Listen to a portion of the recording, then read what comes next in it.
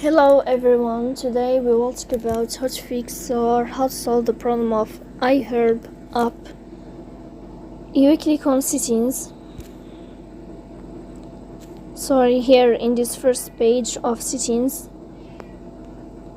Then we click on apps, default apps, app settings.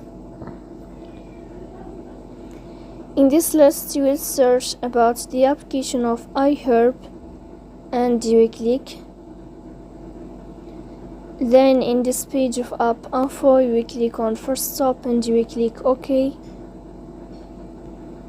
Here you will enter to the window of storage.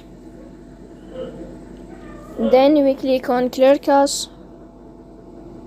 In the end you will turn off your phone and you will wait a moment to restart your phone again to fix that problem. So please don't forget to support us by like and subscribe. See you next